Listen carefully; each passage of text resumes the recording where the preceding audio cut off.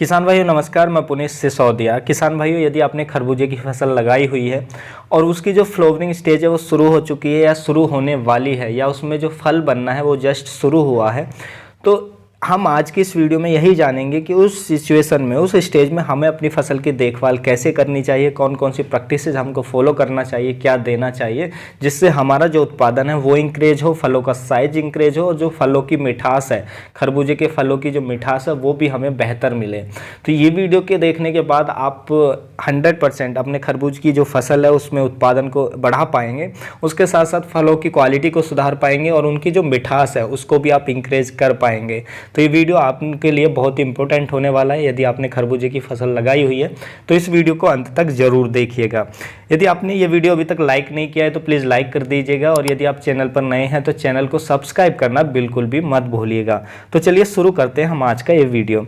देखिए, जब भी आपकी फसल में फ्लावरिंग स्टेज शुरू हो जाती है या उसमें एक दो फल बनना जस्ट शुरू हुआ है, फ्रूटिंग स्टेज उसकी जस्ट शुरू हुई है, तो उस स्टेज में अपनी फसलों में सबसे पहले आपको जो फ्लावरिंग स्टेज है उसमें आपको सबसे पहले 05234 जो NPK फर्टिलाइज़र आता है 5 किलोग्राम प्रति एकड़ के हिसाब से, और उसके साथ प्लस आपको जो ऐड करना है वो करना है बोरॉन, वो करना है 2 से 3 किलोग्राम प्रति एकड़ के हिसाब से। तो इन दोनों को मिक्स करके अपनी फसल में चलाना है, पानी के साथ देना है सॉइल में। तो इससे क्या होगा कि आपके फसल में जो फूलों की संख्या है वो इंक्रीज होगी। हमने इसमें जो बोरॉन है वो ऐड किया है जिससे जो हमारे फूल हैं उनमें जो परागण की क्रिया है वो अच्छे तरीके से होगी, फूलों से फल अच्छे बनेंगे, अधिक संख्या में बनेंगे, इससे जो हमारा उत्पादन है वो इंक्रीज होगा। तो आपको पहला फर्स्ट काम जो करना है ये करना है NPK 05234 प्लस बोरॉन को अपनी फसल में चलाना है। उसके बाद हमें एज फ्लावरिंग स्टेज में ही जो हमारा एक प्लानोफिक्स के नाम से दवा आती है जो बायर कंपनी की आती है, जिसमें जो केमिकल होता है वो होता है अल्फा नेफ्थाइल एसिटिक एसिड। तो उसको आपको ज़रूर स्प्रे अपनी फसल पर लेना है फ्लावरिंग स्टेज में, फूल आ चुका होता है उस टाइम पे। देखिए, जो प्लानोफिक्स है बायर कंपनी का बहुत सस्ता केमिकल होता है ये 100 ml 120 रुपये के आसपास का आपको मिल जाएगा और 100 ml 1 एकड़ से ज़्यादा की फसल में हम इसका स्प्रे कर सकते हैं। जो ये दवा है एक टंकी में हमें 4 से 5 ml प्रति 15 लीटर या 16 लीटर का जो टैंक है उसमें डालकर हमें अपनी फसल पर स्प्रे करना होता है। इससे हमारी फसलों में जो फ्लावर ड्रॉपिंग की समस्या है वो रुक जाती है और फूल से फल अधिक संख्या में बनते हैं। ये भी कहीं ना कहीं हमारे उत्पादन को काफ़ी ज़्यादा इंकरेज करता है। तो आपने जब भी 05234 प्लस बोरान को अपनी फसल में चलाया उसके 1 वीक बाद आप प्लानोफिक्स का स्प्रे दे सकते हैं या 1 वीक पहले दे सकते हैं। 1 हफ्ते का अंतर रख के आप इन दोनों को अपनी फसल में दे सकते हैं।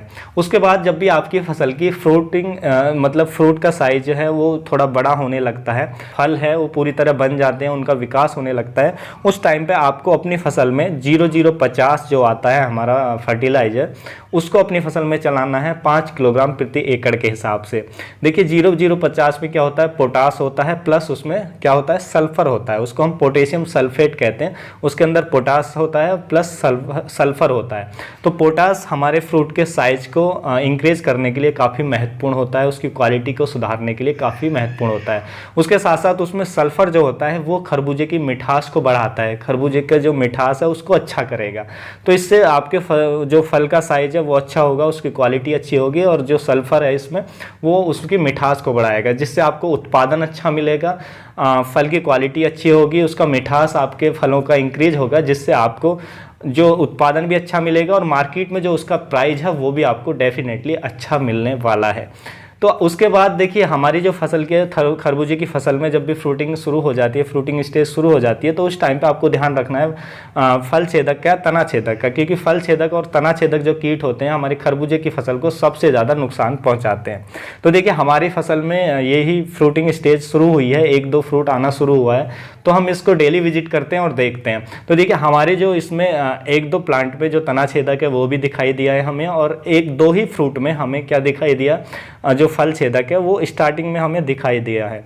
तो हमने इस पे जो हमारा कोराजन होता है उसका स्प्रे हमने लिया है 2 स्प्रे हमने ले लिए हैं 1 वीक के अंतर से, तो देखिए हमें इसका जो 100% कंट्रोल मिल गया है, क्योंकि हम इसको पहले से ही देखते थे, डेली इस पर विजिट करते थे और हम इसको चेक करते थे। तो शुरुआत में ही हमने इसको कंट्रोल कर लिया तो ये आसानी से कंट्रोल हो गया। लेकिन यदि हम इसको लेट करते तो हमारा फल काफ़ी ज़्यादा ख़राब होता, हमारी बेल्स भी जो वेंस है वो मर जाती तना छेदक के कारण, जिससे हमें लॉस होता। तो हमने शुरुआत में ही इसको कंट्रोल कर लिया, आसानी से कंट्रोल हो गया। लेट करते हैं तो ये बहुत मुश्किल हो जाता है इसको कंट्रोल करना।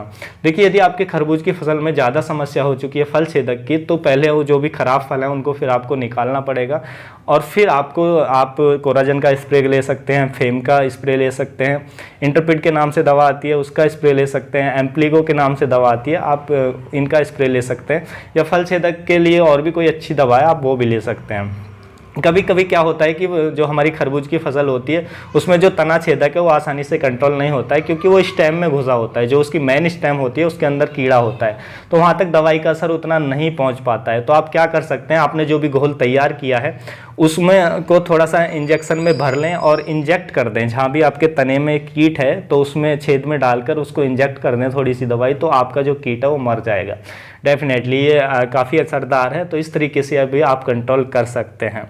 तो ये इन बातों का ध्यान रखते हैं तो आप डेफिनेटली अपने उत्पादन को इंक्रीज कर पाएंगे, क्वालिटी अच्छी होगी, मिठास अच्छा होगा, और आपके जो फल हैं वो भी फल छेदक के कारण या तना छेदक के कारण खराब नहीं होंगे। तो किसान भाइयों, आपको कैसी लगी ये जानकारी? यदि अच्छी लगी तो वीडियो को लाइक कीजिएगा, अन्य फार्मर के साथ इसको शेयर जरूर कीजिएगा ताकि उन तक भी ये जानकारी पहुँच सके। फिर मिलूंगा आपको एक और नई वीडियो के साथ, नई जानकारी के साथ। तब तक के लिए आप अपना ख्याल रखिएगा। धन्यवाद।